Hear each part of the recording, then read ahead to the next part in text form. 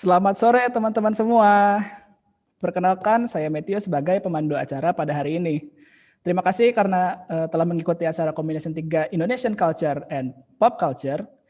Apa kabarnya nih teman-teman semua? Coba pengen tahu nih teman-teman asalnya dari mana aja nih? Boleh ditulis di kolom chat ya. Teman-teman dari mana nih asalnya nih?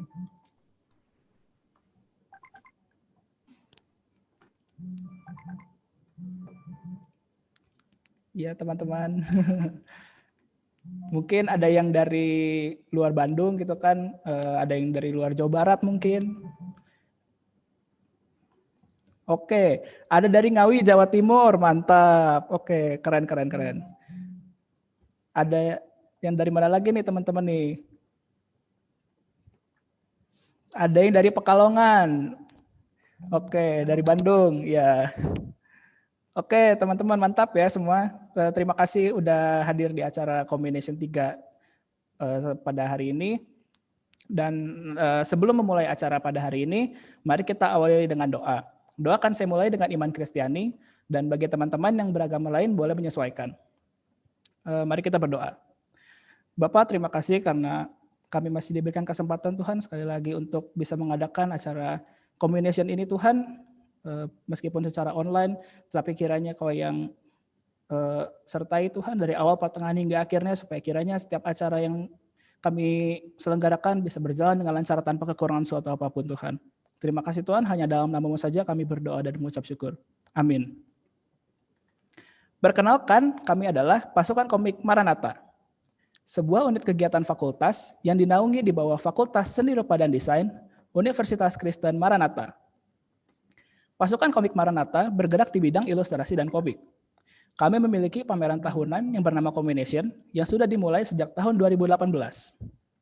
Namun karena kondisi pandemi saat ini, kami tidak dapat mengadakan Combination di kampus Universitas Kristen Maranatha seperti biasa. Tapi itu juga tidak melunturkan semangat kami untuk mengadakan Combination pada tahun ini yang kami selenggarakan secara online.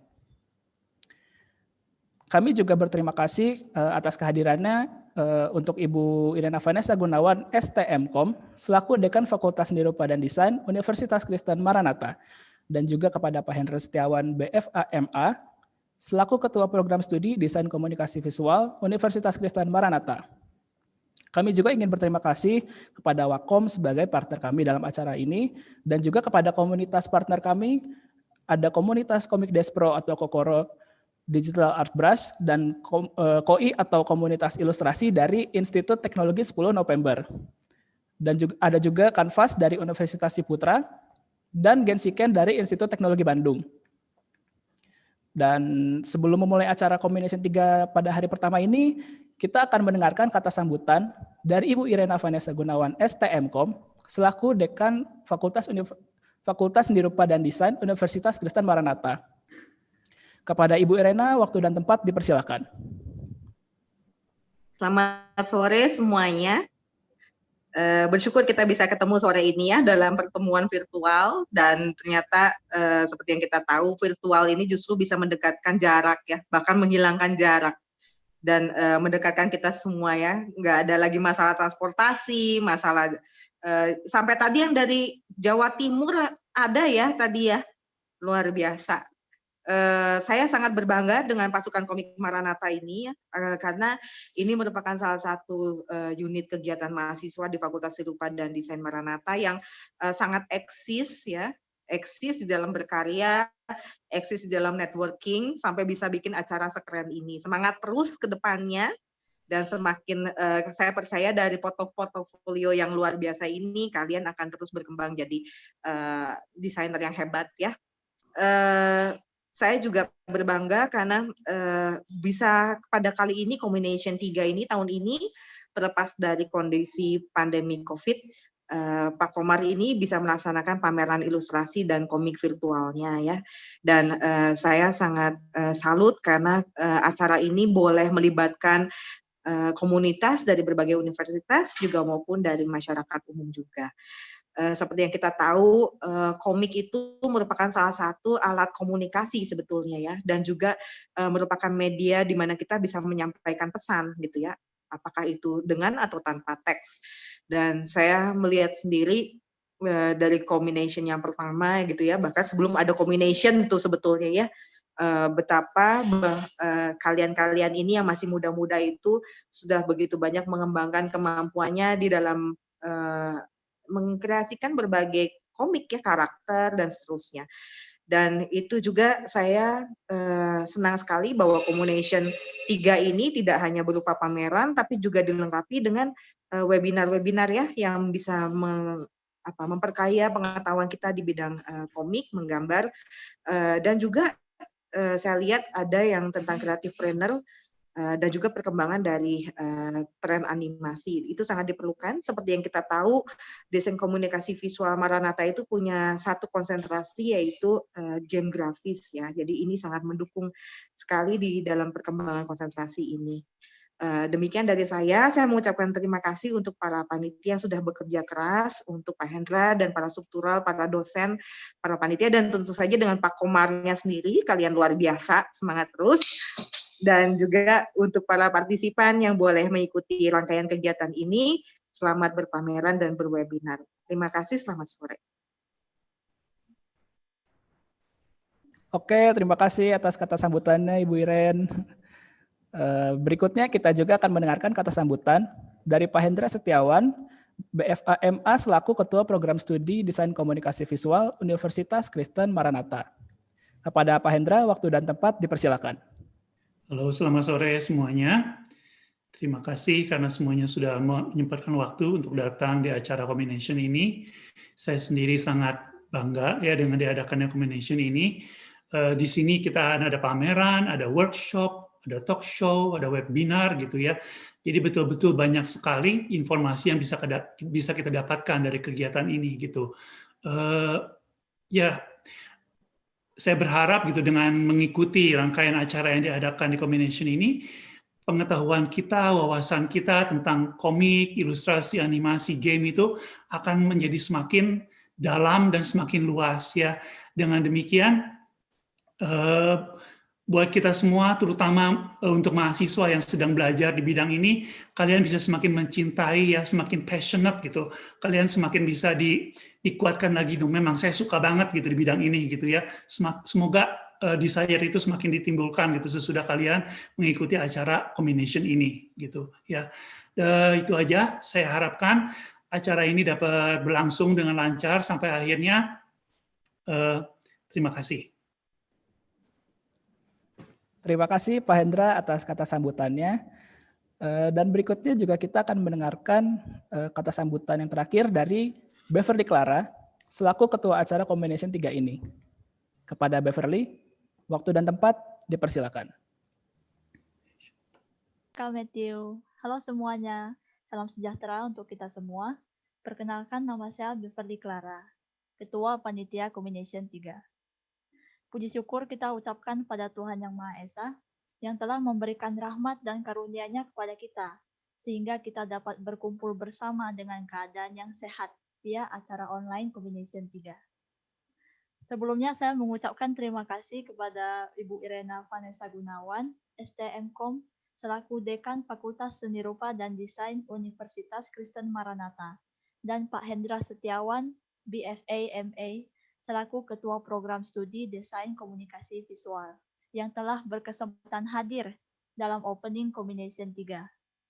Terima kasih kepada seluruh anggota panitia, dosen, pemateri, komunitas kerjasama, donatur, dan berbagai pihak yang telah berkontribusi untuk acara Combination 3 dengan sepenuh hati. Dan tentu saja melalui kata sambutan ini, saya selaku Ketua Panitia mengucapkan terima kasih banyak kepada peserta lomba, peserta acara baik yang sedang menyaksikan via Zoom ataupun via YouTube, dan para penikmat karya dari pameran virtual kami. Terima kasih atas dukungan-dukungannya untuk acara Combination 3 dan pasukan komik Maranatha. Semoga semua peserta dapat memperoleh pengalaman dan ilmu yang berkesan, serta bermanfaat dari rangkaian acara Combination 3. Begitu saja kata sambutan dari saya. Stay safe and stay healthy. Salam komik dari pasukan komik Maranatha. Oke, terima kasih Beverly atas kata sambutannya. Dengan demikian, acara Combination 3 Indonesian Culture and Pop Culture resmi dibuka.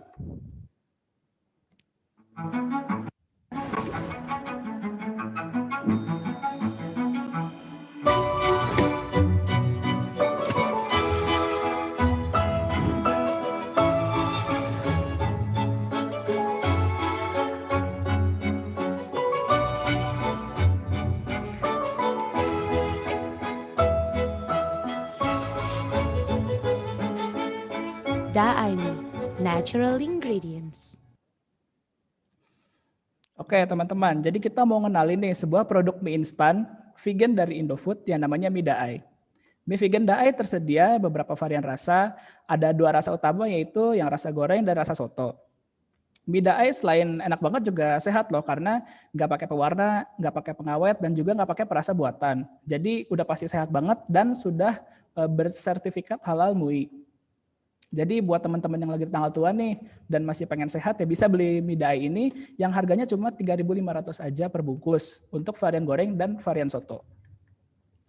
Oke teman-teman, aku mau ngingetin juga jangan lupa buat ngecek pameran virtual kami di Instagram di @combination.pkm atau juga kalian bisa cek di Artsteps-nya Combination 3. Jadi Artstep itu semacam platform exhibition virtual. Jadi kalian serasa ada di galeri exhibition gitu, tapi secara virtual. Linknya bisa kalian lihat di yang tertera di layar dan juga bisa kalian lihat di Instagramnya combination.pkm. Jangan lupa dilihat ya teman-teman. Oke, tanpa berlama-lama lagi kita akan mendengarkan webinar dengan tema di balik kesuksesan transformatif Pokemon nih teman-teman, yang akan dibawakan oleh Ibu Dewi Isma Aryani MDS. Seperti yang kita tahu, Pokemon itu udah meluas banget, udah mendunia banget nih teman-teman. Jadi mulai yang tadinya di game Nintendo Game Boy, sampai yang sekarang ada di Nintendo Switch, sampai ada adaptasi animenya, card game-nya, bahkan sampai ada adaptasi live action-nya di tahun kemarin. Pokoknya ini tuh udah terkenal banget gitu. Apa sih dibalik transformasi karakter Pokemon tuh bisa sampai terkenal gitu? Nah kita akan dengar dari Ibu Isma dan sebelumnya saya akan membacakan CV singkat dari Ibu Isma. Ibu Dewi Isma Aryani adalah seorang contemporary culture researcher dan juga dosen desain komunikasi visual Universitas Kristen Maranatha.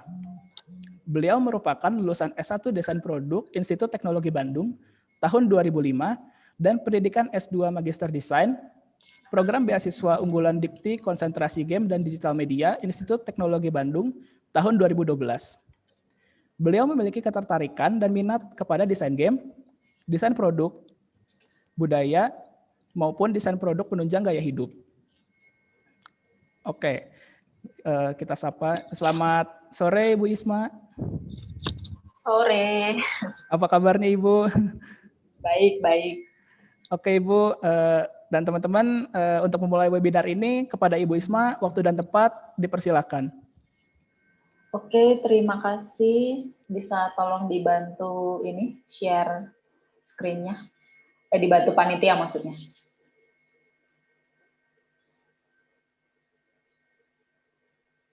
Ya, selamat sore semuanya. Terima kasih atas kesempatan yang sudah diberikan kepada saya untuk menjadi pembicara hari pertama Combination 3 ini. Pak Peter, terima kasih ya sudah nembak saya jadi pembicara dadakan loh ini, saya siapinnya.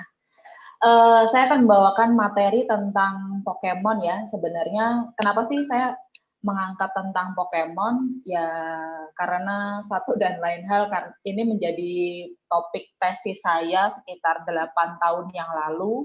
Itu sudah lama sekali ya. Saya juga udah rada-rada lupa nih pernah nulis ginian, kok bisa gitu. Dan ternyata sampai sekarang Pokemon juga masih eksis di seri yang terbaru di Nintendo Switch. Jadi tidak ada salahnya bahwa ternyata topik tentang Pokemon yang saya tulis sudah 8 tahun yang lalu ternyata sekarang juga masih kekinian dan masih cukup bisa dibahas lebih panjang ya. Apalagi pengaruh dari berbagai karakternya, kemudian filosofi yang diangkat oleh Pokemon. Jadi apa sih kesuksesan transformatif karakter Pokemon itu kok dari setiap seri-seri gamenya selalu ya bisa dibilang meledak. Next. Ya, ini kurang lebih garis besar yang akan saya bahas pada materi hari ini. Jadi apa itu Pokemon? Karena mungkin yang hadir di sini tidak semuanya mengerti ya, atau mungkin pernah main dari seri generasi yang pertama sampai yang terakhir. Kemudian apa sih yang menyebabkan karakter Pokemon itu bisa berkembang, tidak berhenti dan terus-menerus selalu update, selalu upgrade di setiap seri permainan generasinya. Nah, ini akan saya kaji berdasarkan 3 teori. Jadi yang pertama adalah Manga Matrix, yang kedua adalah Color Theory, yang ketiga adalah Morphological Force Connection. Next. Nah, apakah itu Pokemon? Dulu waktu pertama kali Pokemon itu muncul, saya ingat banget ya, dari saya SMA itu ada animenya ya, diputarnya tiap hari hari-hari sekolah aja. Pokoknya saya ingat banget itu setiap saya pulang sekolah itu jadi kayak buru-buru pengen nyampe rumah karena saya nggak mau ketinggalan seri-seri anime Pokemon itu. Kemudian game Pokemon pertama yang saya mainkan juga dari Game Boy ya. Itu hasil adik saya nodong temennya, minjem temennya, dibawa pulang. Dan saya sama adik saya itu mainan itu gantian, jadi jam-jaman gitu. Saya sejam, dia sejam, saya 2 jam, adik saya 2 jam. Dan begitulah Pokemon itu sudah bisa dibilang akrab dengan saya itu dari zaman saya SMA ya. Nggak usah ditanya itu berapa tahun yang lalu ya, pokoknya udah lama ya. Jadi Pokemon itu awalnya saya pikir ya ini yang ada di slide ini ya, karakter bayangannya ini. Kalau teman-teman di sini bisa menebak, ini salah satu ikon dari Pokemon itu sendiri ya, yaitu Pikachu. Jadi dulu saya berasumsi bahwa Pokemon itu adalah permainan atau game yang menceritakan tentang si karakter ini, si Pikachu ini gitu. Tapi ternyata setelah melihat filmnya, animenya, dan memainkan game-gamenya ya dari generasi yang pertama sampai yang terakhir, ternyata Pokemon itu bukan Pikachu, tapi ya karakter-karakter dalam game Pokemon itu sendiri gitu. Next.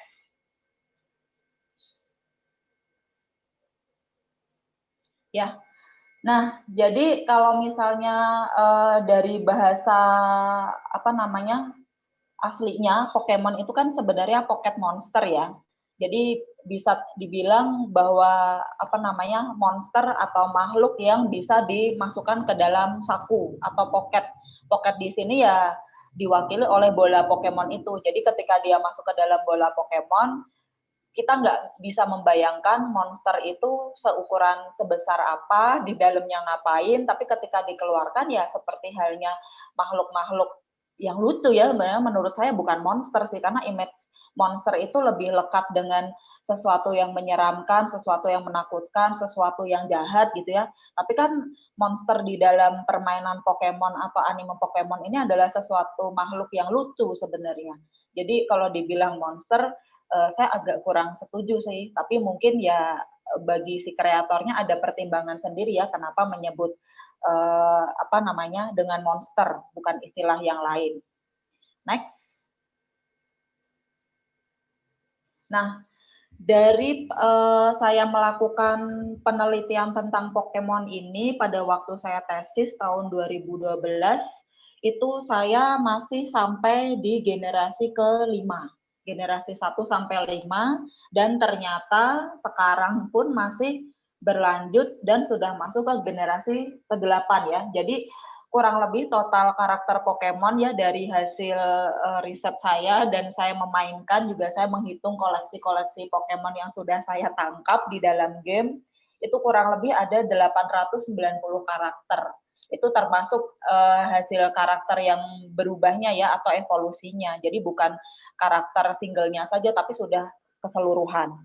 Bisa dibayangkan dari 890 karakter ini sebagai pemain ya, kalau misalnya teman-teman di sini ada yang memainkan game ini pasti memiliki keleluasaan dan kebebasan untuk memilih akan menggunakan atau memakai karakter Pokemon yang mana. yang sesuai dengan apa ya, mungkin karakteristik atau kepribadian kita ya. Apakah suka yang lucu-lucu, atau suka yang sangar, atau suka yang dark, suka yang tampilannya serius dan lain sebagainya.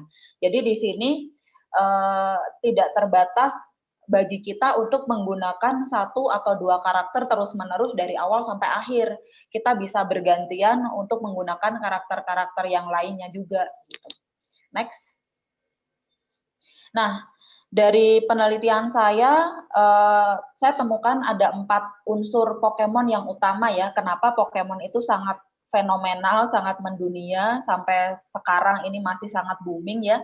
Yaitu yang pertama adalah globalisasi, yang kedua adalah karakter, yang ketiga yang nanti akan saya bahas di sini adalah transformasinya, dan yang keempat dari segi visualnya. Next.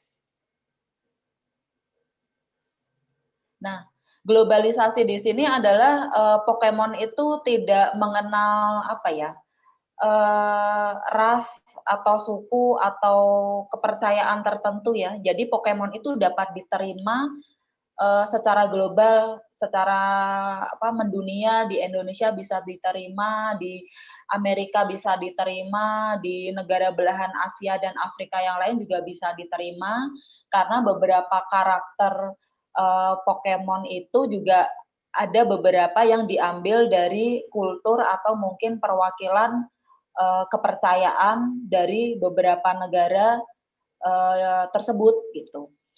Dan Pokemon itu bisa apa ya istilahnya menjadi sebuah apa ya sesuatu yang layak dijual atau komoditas gitu ya. Jadi di gambar yang ada di slide bisa diperhatikan ya, ada bis sekolah berbentuk karakter Pikachu, di mana itu adalah ikon dari Pokemon itu sendiri.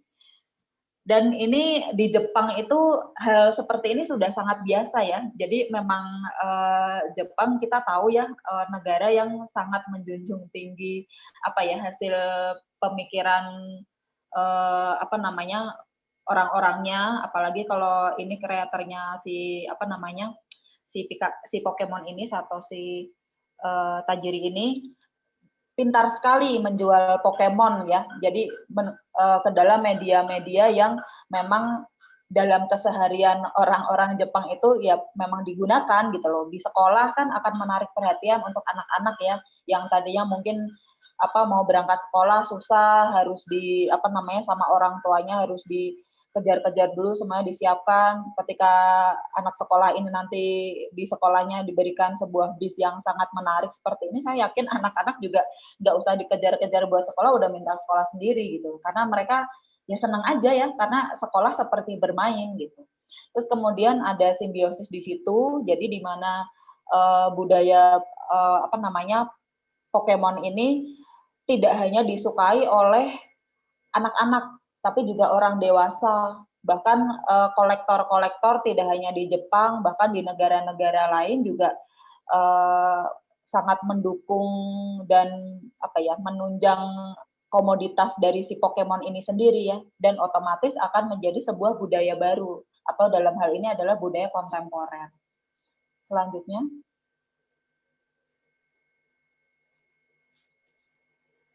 Nah, kemudian setelah globalisasi adalah karakter dari si Pokemon itu sendiri. Ini dari gambar sebelah kanan ini adalah generasi yang pertama sampai yang kelima ya. Kita tahu bahwa awal-awal kemunculan game Pokemon itu adalah ya namanya masih sederhana ya.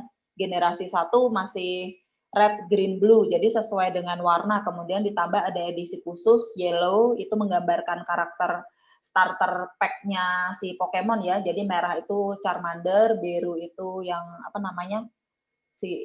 saya lupa nama yang kecilnya, pokoknya yang itulah, yang kura-kura itulah ya. Terus yang kuning itu adalah dari si Pikachu-nya itu sendiri, sedangkan yang hijau adalah Bulbasaur.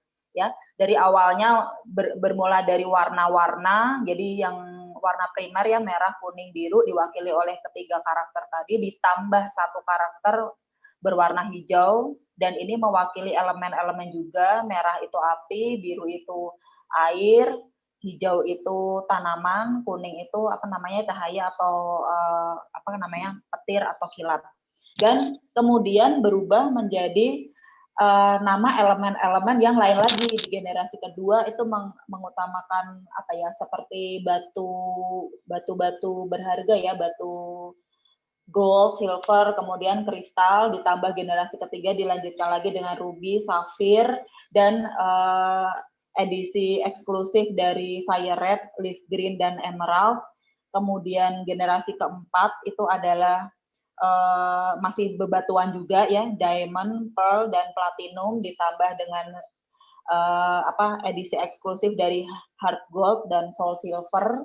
Kemudian yang generasi kelima itu sudah kembali lagi sampai dengan yang sekarang sudah merupakan apa ya, istilahnya perlawanan antara kedua hal, yin dan yang. Jadi di generasi kelima ini nama generasi gamenya adalah Black and White, kemudian Black 2, White 2, dan generasi keenam itu juga sama ya, Pokemon X, Pokemon Y, terus ditambah ada edisi eksklusif dari Omega Ruby dan Alpha Sapphire. Yang ketujuh itu juga sama, perlawanan antara kedua hal ya, siang malam atau Sun Moon. Kemudian ada edisi khususnya Ultra Sun dan Ultra Moon. Dan yang terakhir ini yang saya belum main nih, yang di Nintendo Switch ya, Pokemon Sword and Shield ya. Jadi apa kesamaan dari generasi 1 dan ke-8 dari Pokemon seri game-game Pokemon tadi adalah ya ketiga ini. Semuanya menampilkan unsur tanda. Jadi tanda di sini adalah unsur semiotik ya. Perwakilan akan unsur sesuatu, perwakilan akan karakteristik sesuatu, perwakilan akan apa ya, sifat atau image yang ada di dalam diri manusia, tetapi diwakilkan oleh karakter-karakter dalam Pokemon itu sendiri. Kemudian dunia simulasi itu pasti, karena ini kan game permainan. Bahkan beberapa waktu lalu sempat booming juga ya Pokemon Go, di mana kita seolah-olah ikut merasakan ini fenomena tanda semiotik dan dunia simulasi. Jadi kita seperti menangkap makhluk Pokemon beneran gitu loh. Di rumah misalnya ada Pokemon apa, nanti bisa ditangkap, kita keluar dikit, tiba-tiba ada Pokemon langka, jadi mendadak ditangkap atau dikejar-kejar, atau mungkin nanti bisa exchange dan lain-lain. Dan sekali lagi, prinsip dari karakter semiotika dan dunia simulasi yang ditampilkan oleh Pokemon ini sudah menjadi semacam budaya kontemporer ya. Jadi seolah-olah waktu booming Pokemon Go itu saya ingat banget ada teman saya yang sampai pergi kemana dikit-dikit langsung ngeluarin HP, langsung ada ini saya belum punya, harus tangkep gitu. Padahal kan ya itu kan fiksi ya, tidak nyata gitu loh. Tapi sampai orang dewasa pun terbawa terbawa masuk ke dalam gamenya untuk melengkapi atau untuk mendapatkan Pokemon yang dia belum punya. Selanjutnya. Nah, elemen berikutnya dari Pokemon yang menurut saya menarik dan beda dari game-game sejenis lainnya ya adalah transformasinya. Jadi transformasi dari karakter Pokemon ini saya melihat ada 3 hal penting di dalamnya. Jadi yang pertama adalah fase atau tahapan perubahan transformasinya ya.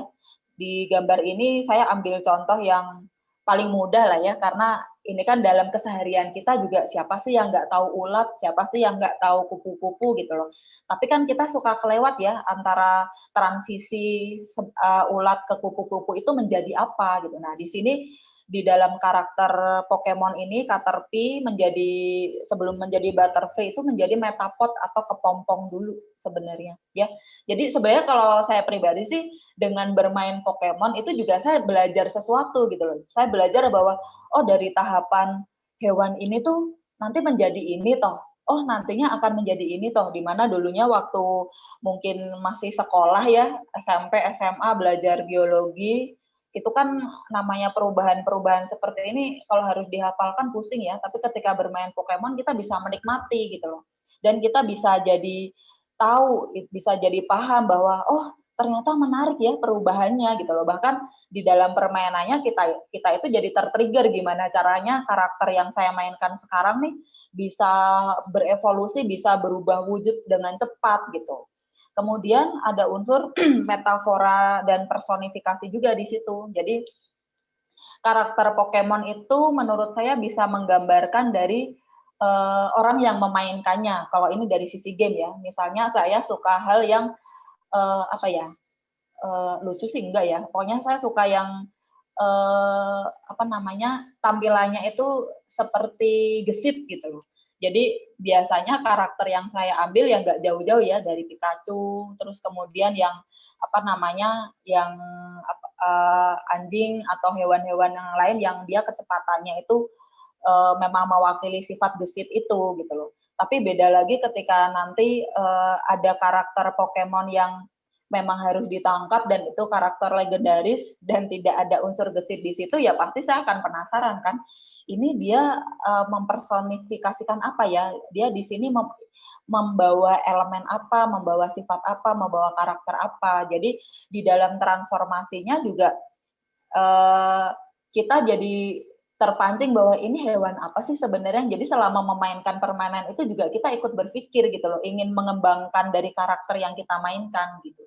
Jadi bisa dibilang transformasi di sini adalah tidak hanya sekedar perkembangan atau perubahan dari karakter yang dimainkan, tapi juga perkembangan dari playernya atau pemainnya juga gitu. Karena kita juga ikut berkembang bersama karakter yang kita mainkan biasanya. Selanjutnya.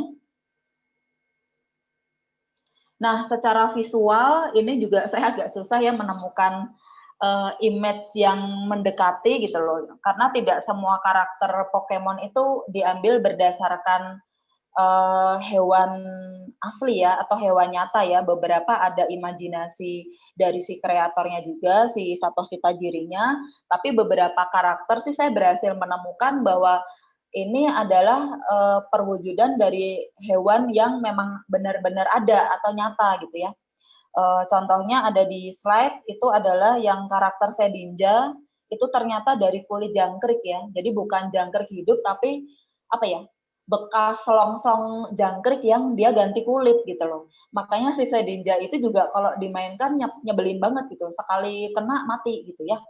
Karena memang aslinya juga karakter ini nggak hidup kan, jadi ketika udah kalah dikit udah mati gitu, itu nyebelinnya itu gitu. Terus kemudian yang kedua yang di bawah itu adalah karakter Espeon, ini adalah reformasi atau transformasi dari karakter Eevee, nanti akan saya bahas. Dia mempunyai kekuatan apa ya, semacam kinetik ya, jadi kayak indera keenam lah ya, kalau misalnya di manusia itu seperti indigo lah ya, makanya warnanya ungu kan, jadi memang dia memiliki kemampuan seperti itu, jadi indigo, indera keenam, jadi benar-benar yang apa ya, dengan pikirannya dia bisa mengendalikan sesuatu, bisa menyerang sesuatu, dan ternyata ada karakter hewan aslinya, rubah Fennec, saya nggak tahu ini rubah di mana ya, tapi yang jelas sih bukan di Indonesia ya, antara di Asia perbatasan Eropa sih, karena ini rubah ini hanya ada di iklim yang dingin ya, yang ada winternya ya, yang ada iklim winternya.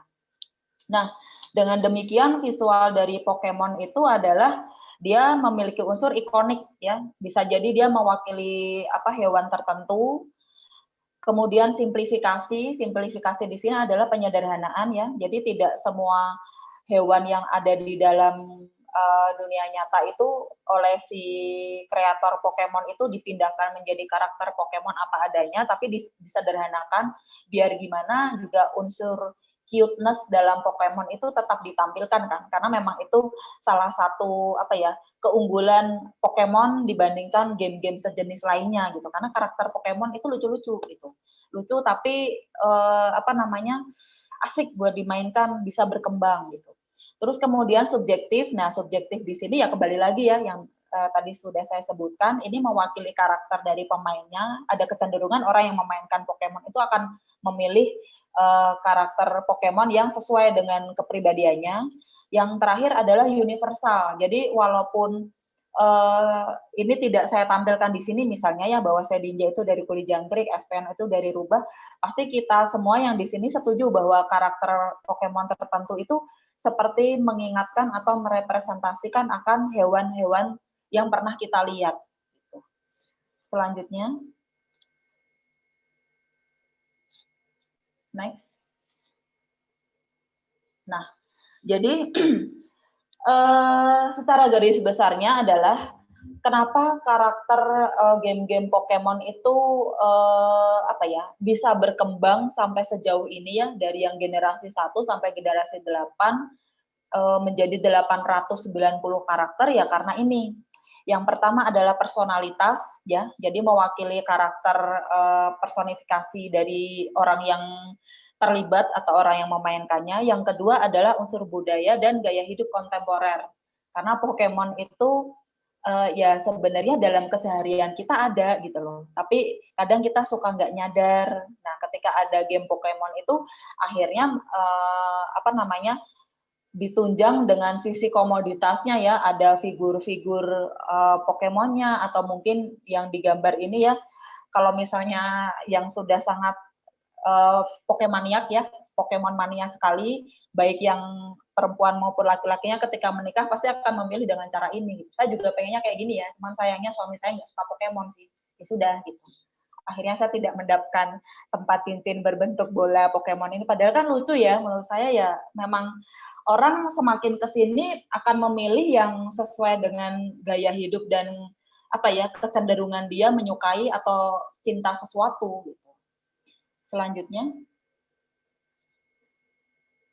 nah dari visual desain karakter Pokemon ini ya akhirnya dari postmodern itu dipengaruhi oleh budaya dan media massa, tentunya yang di Jepang ya, karena budaya dan media massanya sangat kuat, sangat dominan, sedangkan di Indonesia juga untuk orang yang sangat suka sesuatu berlebihan dengan game atau karakter tertentu, suka takut dibilang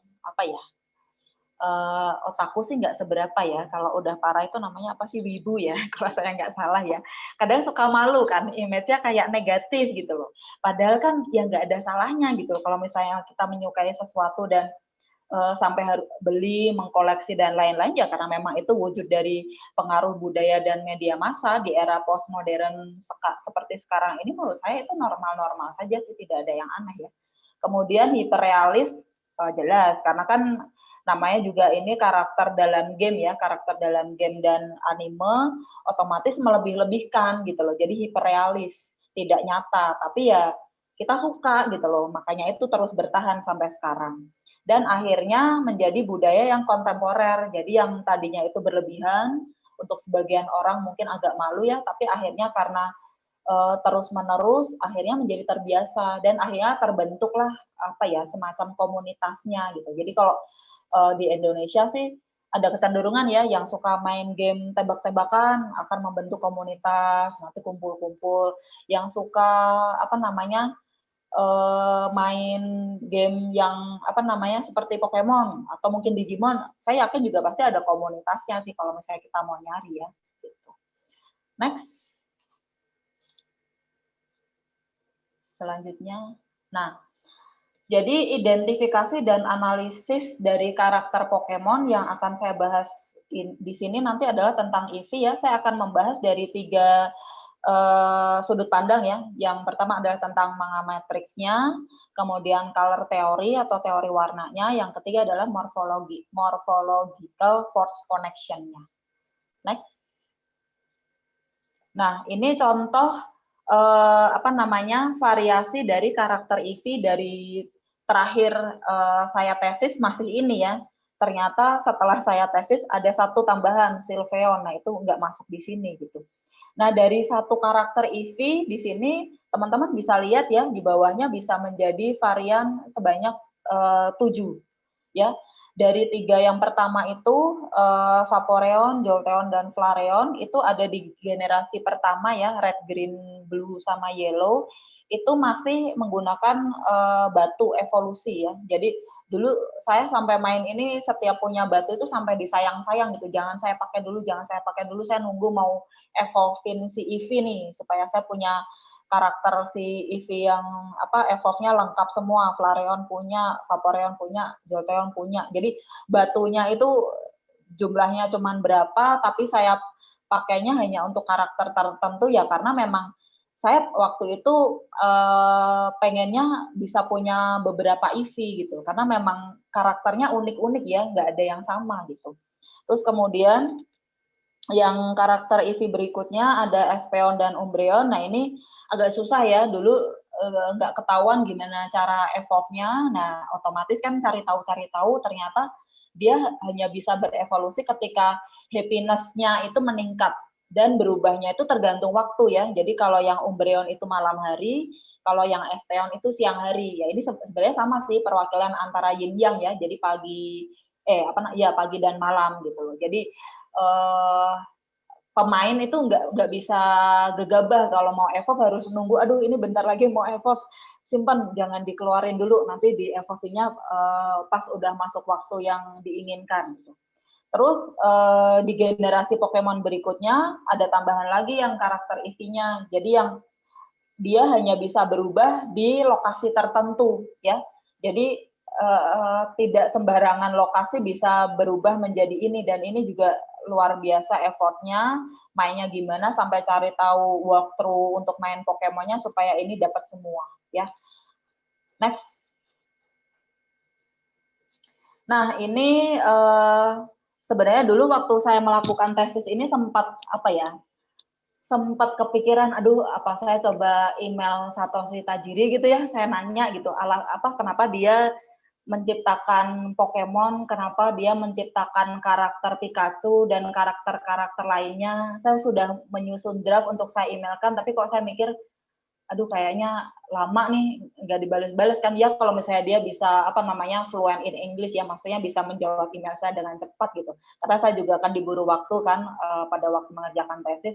Jadi akhirnya ya saya baca-baca dari kalau nggak salah hasil si Satoshi ini diwawancara sama media Jepang gitu. Jadi saya baca-baca dari hasil itu aja gitu. Jadi saya coba telaah, saya coba analisis sendiri, sehingga saya mendapatkan ini ya.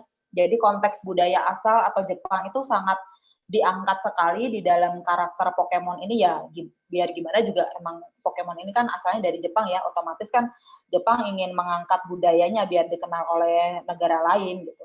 Terus yang kedua, saya hubungkan dengan konteks budaya bermain orang Indonesia gitu, karena pada dasarnya ya nggak cuma orang Indonesia sih, kita itu makhluk bermain atau homo ludens ya. Jadi mau kecil, mau remaja, mau dewasa, pasti ada sisi diri kita itu yang kekanak-kanakan, yang masih ingin bermain gitu. Jadi nggak salah kalau sampai usia sekarang, misalnya kita masih main game, kita masih mengkoleksi sesuatu, menurut saya itu wajar ya, karena memang ya manusia kalau nggak bermain, menurut saya ya nggak hidup aja sih, kalau hanya untuk kerja aja ya. Jadi memang permainan itu butuh untuk kita, butuh untuk hiburan. Kemudian elemen utama dalam game Pokemon series itu ya tadi sudah saya singgung ya, jadi ada karakter visualnya, metaforanya, personifikasinya, kemudian ya ada banyak faktor juga ternyata, nanti saya akan bahas di dalam Eevee ya, contoh-contoh yang dimaksud di dalam elemen utama game ini apa aja. Dan yang terakhir adalah ini yang menjadi penunjang Pokemon itu masih booming sampai sekarang ya. Jadi strategi dan prinsip transformasinya itu tidak hanya melekat di dalam karakter Pokemonnya itu sendiri, tapi sudah diwujudkan dalam bentuk komoditas ya, atau sesuatu yang bisa dijual. Next. Nah, dari ketiga teori yang saya gunakan ya untuk membedah satu karakter saja nih dari Eevee aja ini, saya menggunakan manga matrix karena ya kemungkinan kombinasi karakternya tidak terbatas. Jadi kalau teman-teman di sini suka gambar-gambar karakter komik atau suka gambar-gambar monster kan pasti suka memiliki imajinasi untuk menggabungkan beberapa hal sekaligus ya. Nah, itu sebenarnya ada dasarnya, namanya manga matrix, ada bukunya. Jadi silakan bisa dicari. Kemudian yang kedua itu kalau misalnya ya namanya DKV, kemudian komik, animasi nggak jauh-jauh ya, pasti warna itu berpengaruh sekali. Jadi tidak hanya sekadar warna cerah aja, tapi juga ada makna simbolis dan psikologisnya di situ gitu loh. Jadi kita nyaman, kita suka atau kita nggak suka itu dipengaruhi juga oleh warna gitu. Terus yang terakhir adalah morphological force connection. Jadi ini parameter elemen dan eksplorasinya lebih banyak lagi nantinya. Jadi bisa digabung-gabungkan dengan hal-hal yang menurut kita nggak ada secara nyata, tapi imajinatifnya itu bisa dimasukkan ke dalam sini. Jadi dari ketiga teori ini menurut saya karakter-karakter Pokemon ini benar-benar terwakili oleh 3 elemen ini, makanya bisa menghasilkan sebanyak 890 karakter itu tadi. Selanjutnya, nanti untuk yang pertama adalah yang MFC atau yang Morphological Force Connection. Itu adalah saat kita membuat karakter ya, entah komik atau untuk animasi atau untuk game, kita itu harus mengamati sih. Jadi kita harus apa ya, banyak baca, banyak mengamati, banyak literatur ya. Sebenarnya nggak usah jauh-jauh ya, di sekitar kita, di sekeliling kita juga kalau kita jeli menangkap peluang atau potensi itu pasti ada sih yang bisa diangkat gitu. Terus kemudian dihubungkan dengan objek kajian yang akan kita buat ya, dan dikombinasikan dengan elemen. Ya, akhirnya akan menjadikan kombinasi yang tak terbatas dengan parameter menurut kita tentunya ya. Jadi ini parameter dan kombinasi ini sifatnya agak subjektif, jadi tiap orang bisa berbeda-beda gitu. Jadi ketika saya melihat kucing gitu ya, kucing itu bisa menjadi karakter Pokemon yang lucu bisa, licik bisa, jahat bisa. Kalau yang jahat itu saya ingat kucing yang, aduh itu yang nyebelin siapa sih? Yang Persian ya. Dari mukanya aja kan udah nyebelin ya, jahat gitu. Kalau yang kucing lucu ya banyak gitu. Yang itu salah satu EV juga ada yang dia mewakili karakter kucing kan. Gitu. Jadi bisa banyak sekali, tidak terbatas kalau misalnya untuk membuat karakter berdasarkan teori ini ya, yang Morphological Force Connection. Next. Nah, dari manga matrix sendiri ini akan lebih banyak lagi ya. Jadi secara bentuk, kemudian dari kostum dan personality-nya itu juga banyak. Ini saya lupa sih dari bukunya banyak banget, misalnya dari apa namanya ya, muka atau wajah kan ada banyak elemen ya, dari mata, misalnya mata melengkung runcing ke atas itu udah beda maknanya sama mata yang melengkung ke bawah, sama mata yang sipit, mata yang belok. Terus kemudian dari telinga juga, telinga yang runcing, telinga yang kecil atau mungkin nggak punya telinga gitu ya, itu juga sudah elemen-elemen dari manga matrix ini. Kemudian dari kostum, misalnya dari kostumnya apa nih, mau menampilkan kesan apa. Kalau misalnya kesan kesatria berarti dia harus paling nggak membawa pedang atau membawa senjata yang lain, misalnya untuk yang mace atau yang magic, misalnya tongkat atau menggunakan apa namanya, tudung ya, seperti penyihir pada umumnya mengenakan jubah dan lain-lain. Jadi manga matrix ini sangat banyak sekali, bisa dimodif, dikombin dengan berbagai macam hal ya, yang hasilnya itu tidak terbatas gitu. Next. Nah, dari teori warna atau color teori sendiri ini lebih universal dibandingkan yang kedua tadi ya, karena warna itu memiliki makna simbolis dan psikologis. Kalau simbolis ini harus hati-hati juga karena setiap daerah atau setiap negara makna warna itu bisa berbeda gitu. Jadi kalau di kita itu warna apa ya? Warna kuning itu kan kematian ya. Kalau misalnya ada bendera kuning kan berarti ada orang meninggal gitu. Tapi ternyata di negara lain warna kuning itu warna warna happiness atau warna kegembiraan, warna kesenangan gitu loh. Terus di negara lain juga warna hitam, warna berkabung. Di kita juga akhirnya ya ikut dipakai ya, padahal kan namanya lelayu atau berita kematian, kenapa kok pasangnya bendera kuning gitu, nggak bendera hitam. Kalau misalnya orang yang datang berkabung itu image-nya dengan baju hitam gitu. Nah, itu sebenarnya hanya kita yang menempatkan sih, tidak ada aturan bahwa warna hitam, warna berkabung di Indonesia itu harus dipakai. Untuk negara lain, daerah lain mungkin iya, tapi kalau di kita kan banyak faktor ya, banyak budaya, banyak adat istiadat, banyak hal yang mempengaruhi itulah. Jadi tidak bisa dipukul rata bahwa warna hitam itu warna berkabung. Bahkan ada di beberapa daerah di Indonesia yang warna hitam itu adalah warna warna elegan gitu loh. Jadi warna kemewahan. Jadi tidak bisa disamakan bahwa kalau warna hitam itu pasti berkabung gitu. Ya. Kemudian pemahaman sifat-sifat dan efek psikologis warna itu jelas, otomatis akan dengan sendirinya ya kita akan mengkaji dari sisi yang mana.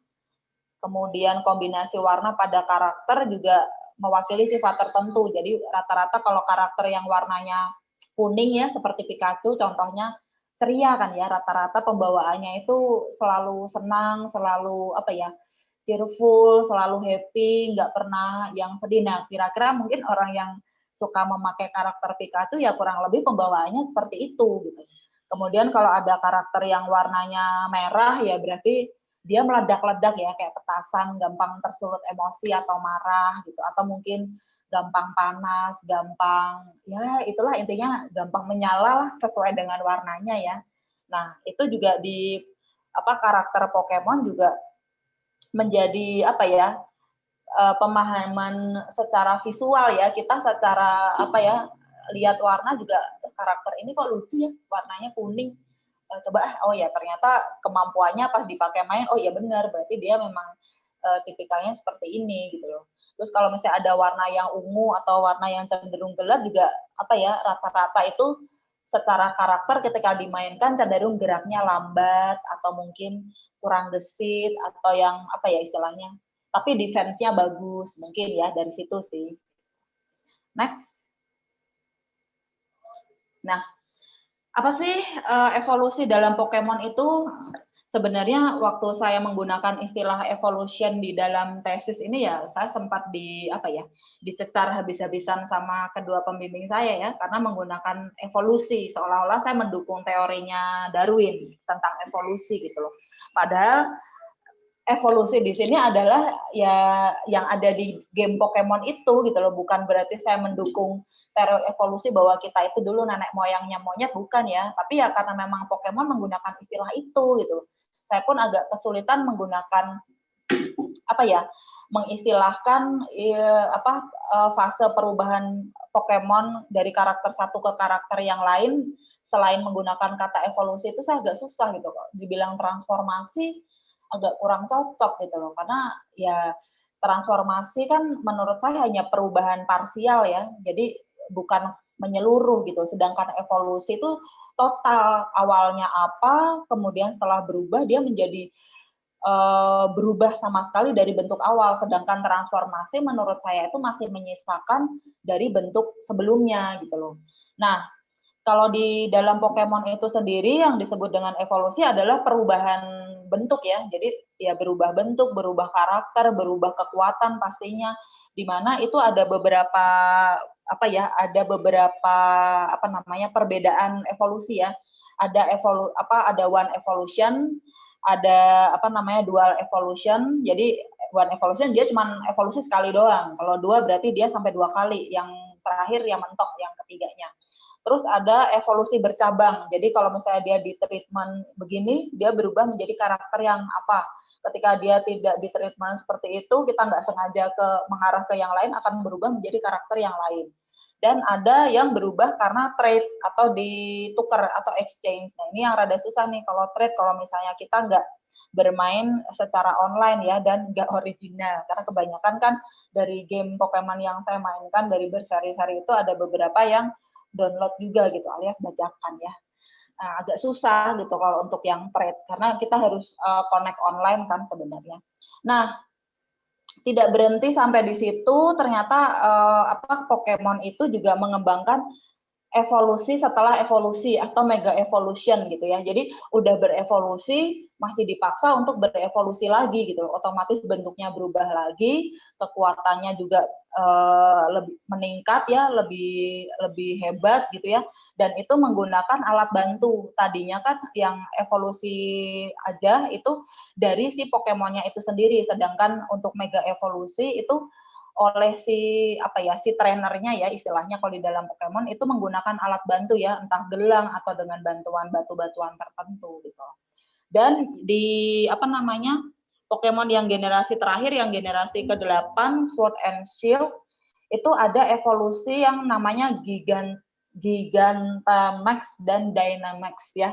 Ini sudah kayaknya mungkin si kreator Pokemonnya udah mentok gitu. Ini bisa diapain lagi nih? Pokoknya karakter dari si Pokemon itu adalah kan evolusinya kan, evolusi karakternya. Ini udah mega evolusi, mau diapain lagi ya? Ternyata ada lagi gitu loh, Gigantamax dan Dynamax gitu. Nanti contohnya ada di slide berikutnya.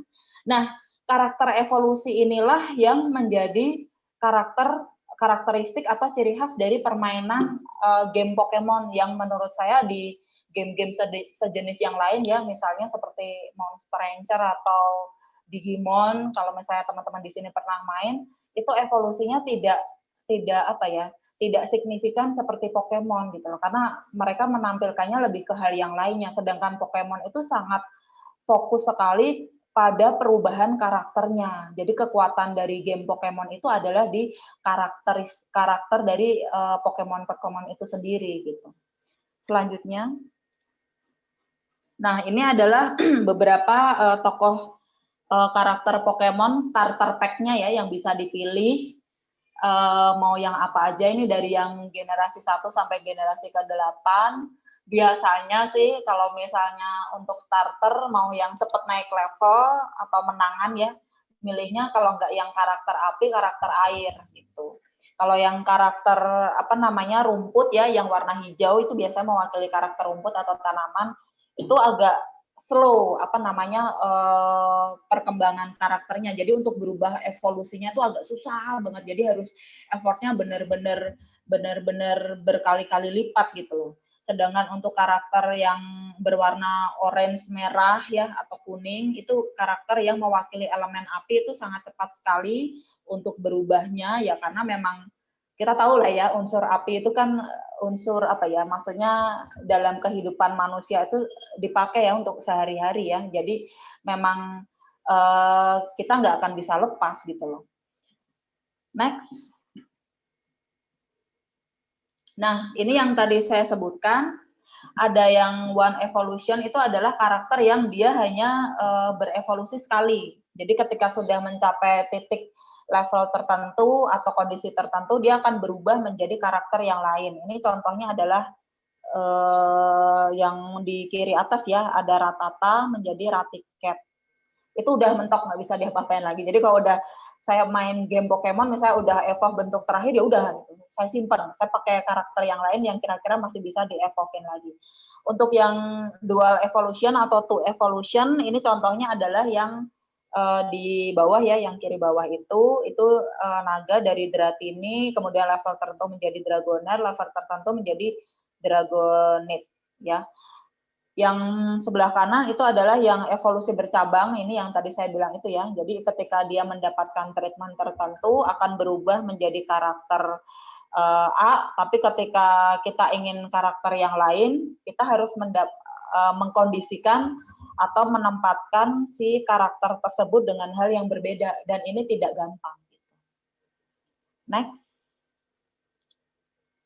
Nah, ini contoh-contoh evolusi yang by trade ya, yang bisa di exchange atau ditukar.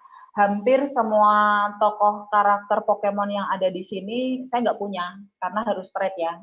Jadi saya nggak punya tuh yang Alakazam, Macam, Golem, terus yang Golem Alolan itu yang game terakhir ya, yang Sun Moon itu. Terus ada Gengar, ada Gigalith, ada Conkeldurr, Escavalier sama Assaultgore, itu susah banget ya. Jadi kalau nggak trade nggak akan bisa jadi itu gitu loh. Jadi memang inilah lisiknya Pokemon itu ya. Jadi komodifikasinya itu dipaksa kita itu harus sosial gitu, harus bersosialisasi dengan pemain yang lain supaya kita bisa memiliki karakter Pokemon lengkap kalau misalnya mau dikoleksi gitu loh. Nah, inilah yang menjadi nilai plus dari game Pokemon selain game yang lain ya, karena kita harus bersosialisasi dan saling bertukar karakter Pokemon. Next.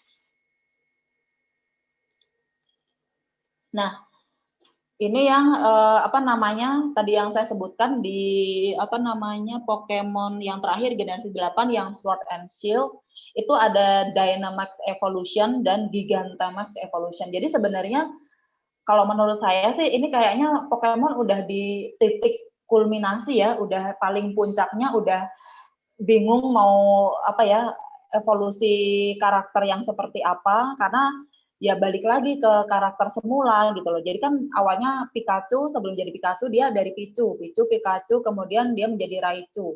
Setelah dari Raichu dia udah mentok nih, nggak bisa diapa-apain lagi. Nah ini di Sword and Shield si Pikachu ini dia bisa mengalami 2 perubahan, tapi dengan bentuk yang sama, hanya berubah dari segi ukurannya. Ya, kalau Dynamax itu seperti Pikachu asli, Pikachu awal, tapi ukurannya lebih besar dari orang ya. Jadi kayak ya raksasa aja gitu. Sedangkan Gigantamax itu bisa dilihat perbandingannya ya, ini orangnya kecil banget yang di kanan bawah itu. Jadi Gigantamax itu udah bener-bener raksasa dari raksasa banget gitu loh. Nah, di sini saya bisa menangkap bahwa apakah di generasi ke-8 dari game Pokemon series ini yang Sword and Shield ini, apakah evolusi dari karakter Pokemon itu udah stuck. Jadi akhirnya sama si kreator gamenya kok sudah tidak mengalami perubahan bentuk lagi atau bagaimana. Nah ini belum saya teliti ya, mungkin nanti next time saya akan ngulik nih tentang ini ya, Dynamax dan Gigantamax ini, karena menurut saya ya kok jadi stuck lagi, kembali ke awal gitu. Next. Nah sekarang saya akan masuk ke bahasan tentang pencitraan dan visualisasi dari karakter Eevee ya. Jadi ini minus Sylveon ya yang ada di sini.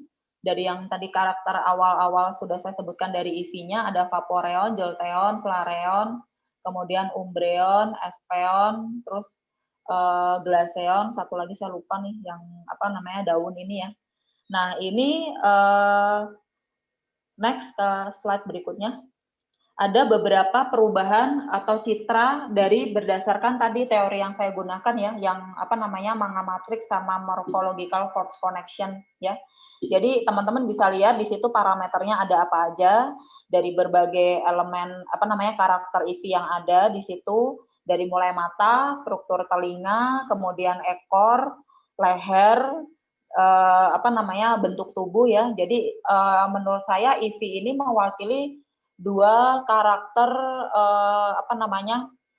hewan sekaligus ya yang ada di dekat kita gitu loh. Jadi Eevee ini bisa berperan sebagai anjing atau kanin. Eevee ini juga bisa berperan sebagai karakter kucing atau felin ya.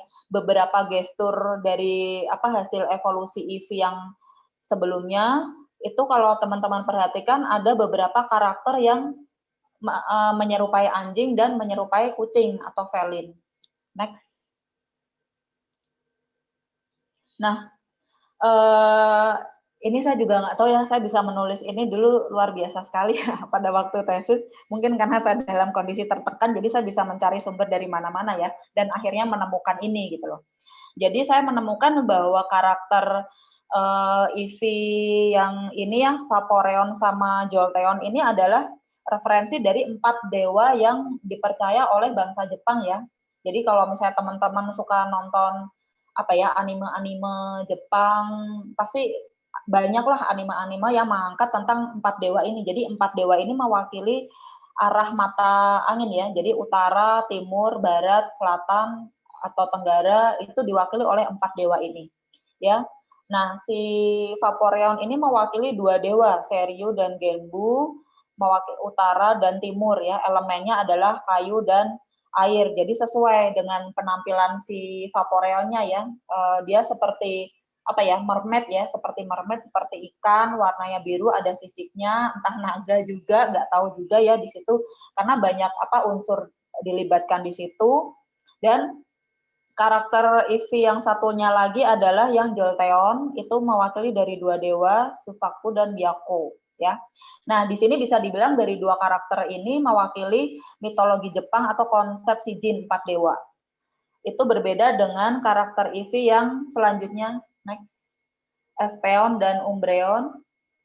Nah, Espeon dan Umbreon ini saya agak kesulitan menganalisisnya karena ternyata ini sudah melibatkan unsur imajinatif dan istilahnya folklore atau kepercayaan dari negara-negara lain ya.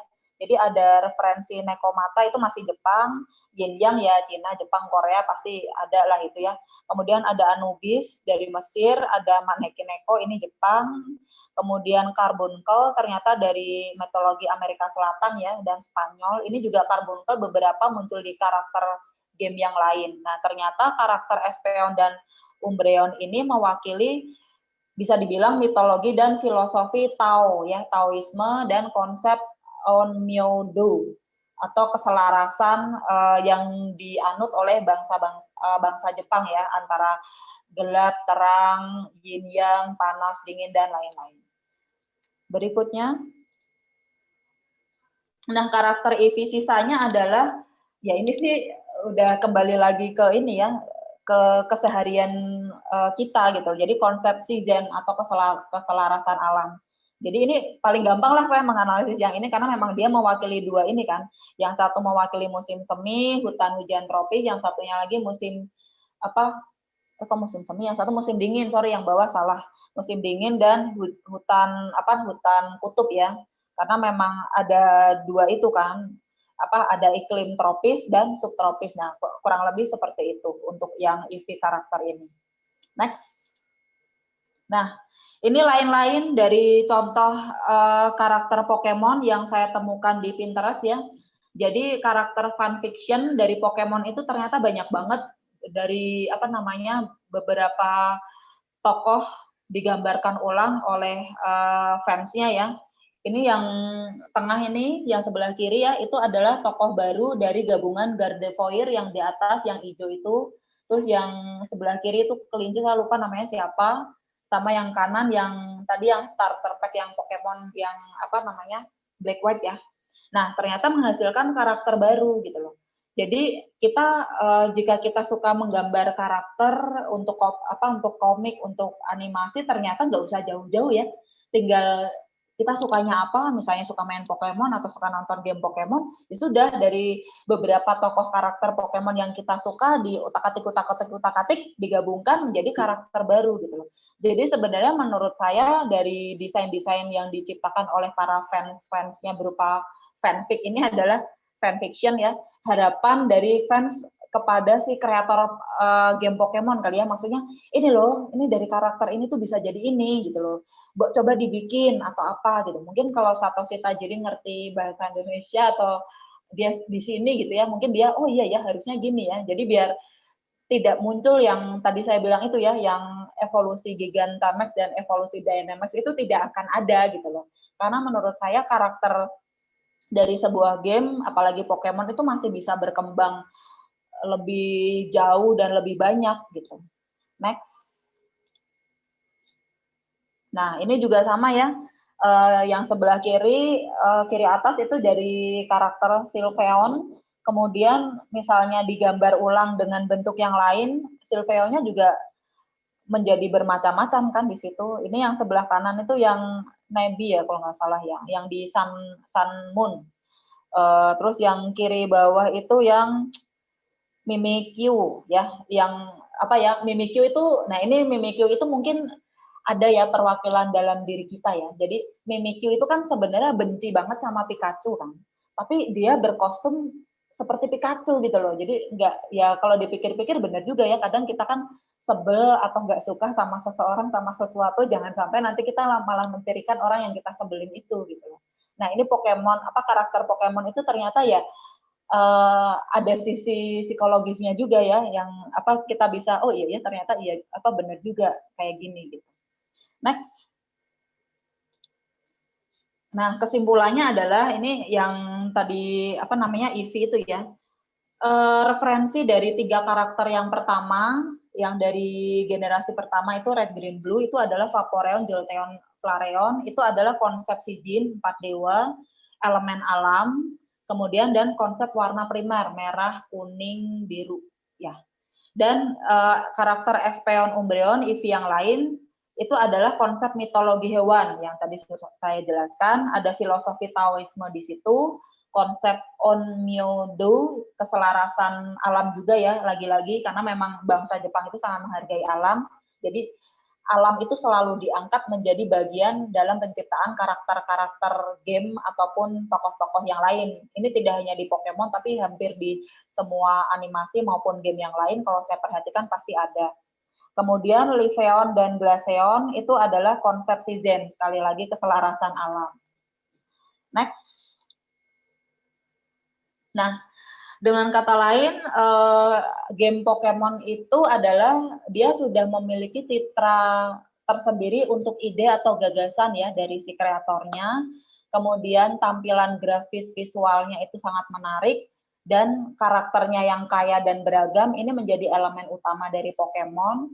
Kemudian warna cerah dan colorful itu menjadi identitas visual Pokemon juga ya, karena memang rata-rata kita jadi tertarik kan untuk sesuatu yang berwarna-warni dan cerah. Kemudian organik animal analogi itu pengembangan desain Pokemonnya ya. Jadi tadi yang Shedinja dari kulit jangkrik, kemudian Espeon dari rubah Venak itu kan juga mengambil dari hewan nyata kan, sebenarnya diambil apanya, kupingnya atau bentuk kulitnya diaplikasikan ke dalam karakter, itu menjadi bagian dari kekuatan karakter Pokemon. Kemudian imaginative evolution, di mana transformasi elemen karakter dari Pokemonnya itu sangat kaya, sehingga player atau pemain itu selalu ingin mengembangkan atau bahasa ininya mengevolvekan karakter Pokemon yang dimainkan gitu.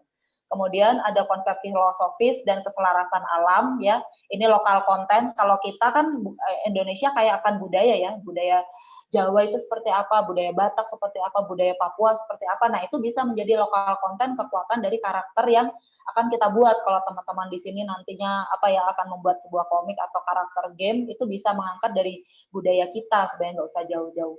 Kemudian storytelling based karakter itu pasti, karena game yang baik adalah game yang bisa memicu rasa keingintahuan player untuk terus memainkan gitu. Jadi kalau storytellingnya tidak kuat ya dasar pengembangan gamenya nanti stuck gitu loh, tidak akan berkembang sampai sejauh ini.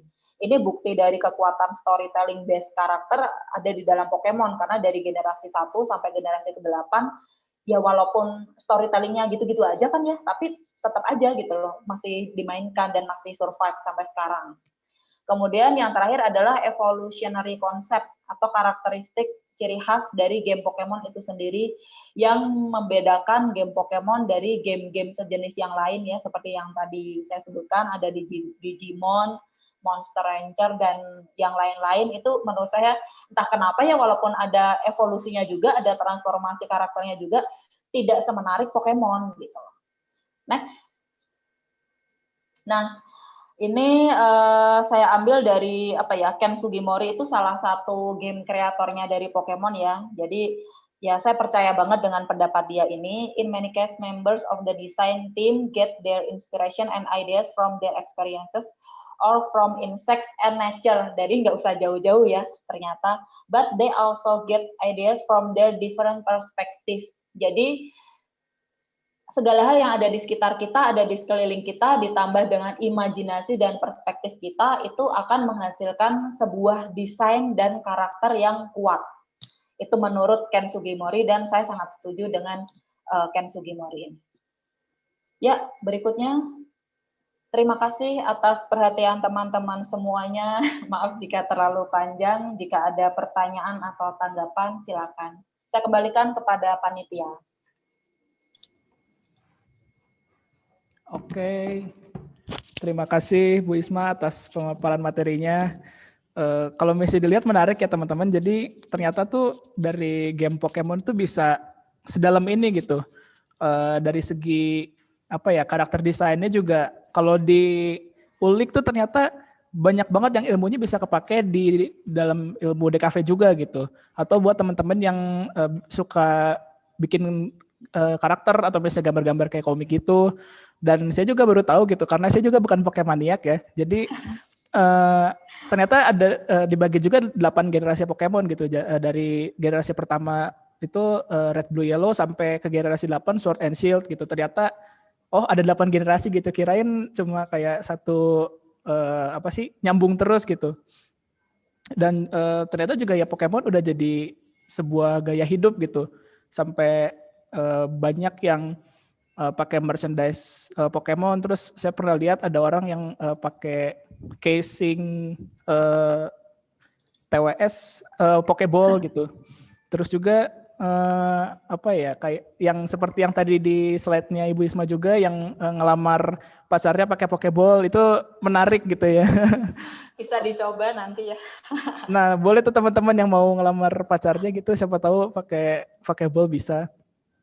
Dan nggak jauh juga karena diambil dari budaya Jepang, ngambilnya juga nggak jauh dari 4 dewa Jepang dan lain-lain gitu teman-teman.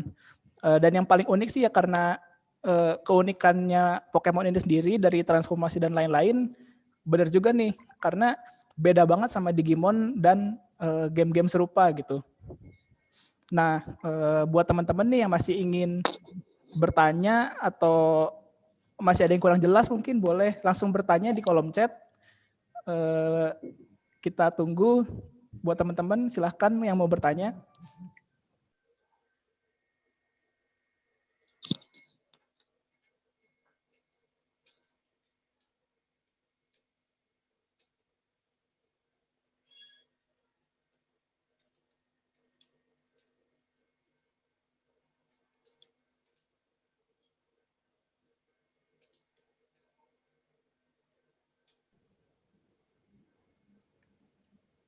Apakah mungkin sudah cukup jelas gitu ya teman-teman?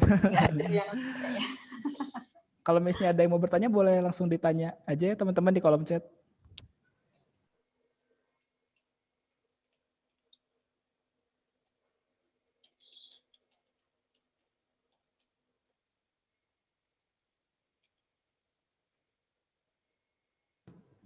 Oke, ada satu pertanyaan dari Peter Rian.